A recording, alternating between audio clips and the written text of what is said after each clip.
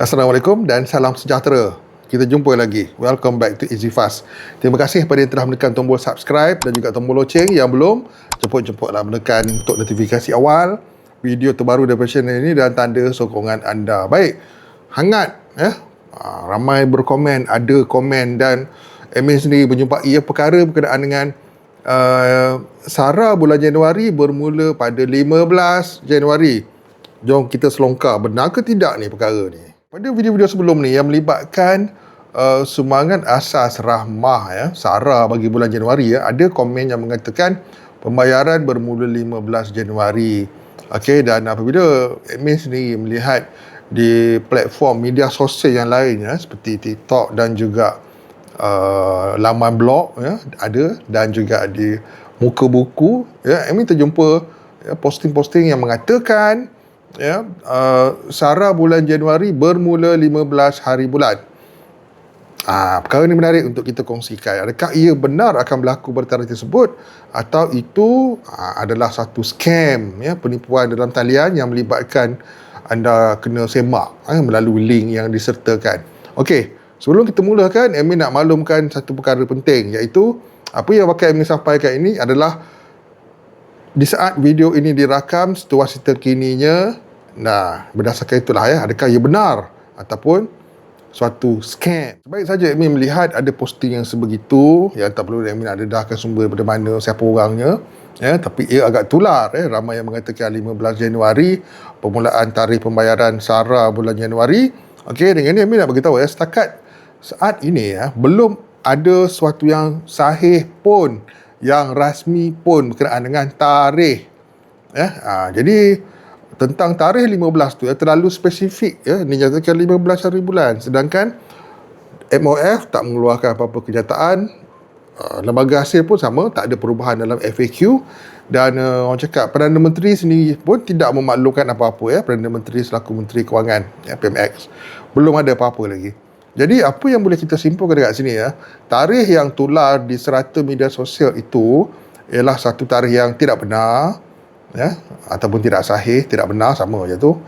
Manakala dan setengah posting yang terdapat di platform media sosial TikTok yang meminta anda untuk buat semakan di link yang disediakan. Okey, itu kita jelas faham ialah satu taktik untuk scam orang. Sebab kita kena faham dengan jelas, untuk buat semakan SARA ni hanya ada dua je cara.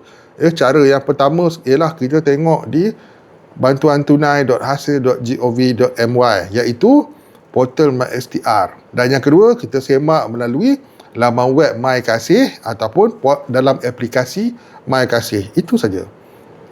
Dan untuk pengetahuan semua, sehingga ke saat ini video ini dirakam dan disiarkan, belum ada kemasukan lagi ke dalam sistem MyCard kita. Kalau buat semakan di MyKasih, masih lagi tiada program katanya.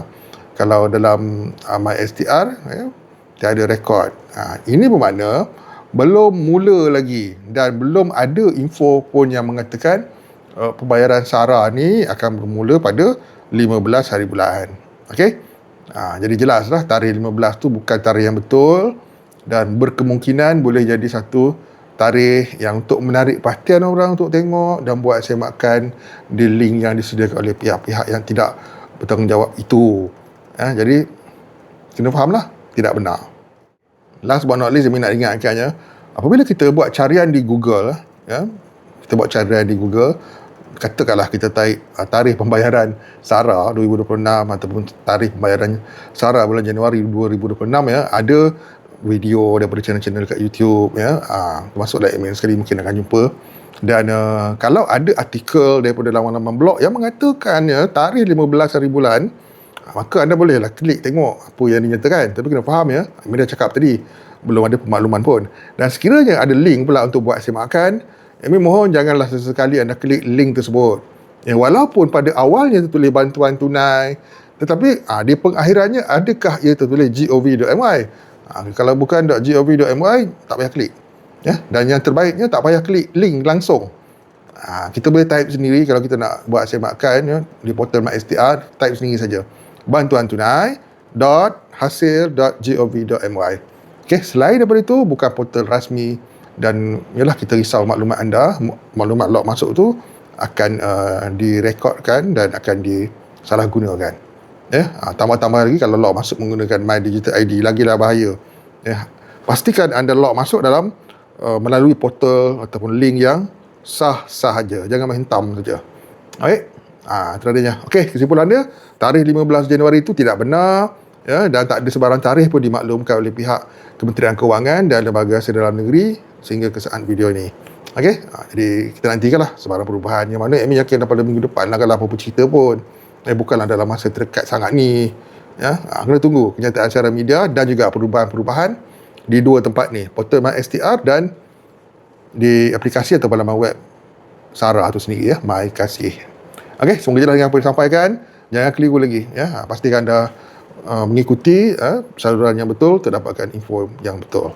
Jangan main tengok saja di laman-laman web yang entah siapa-siapa, orang yang menaiknya, yang menulisnya pun tidak dikenali. Okey, ingat tu. Okey, kita jumpa lagi. See you guys in my next video. Assalamualaikum, salam sejahtera, salam hormat. Bye bye.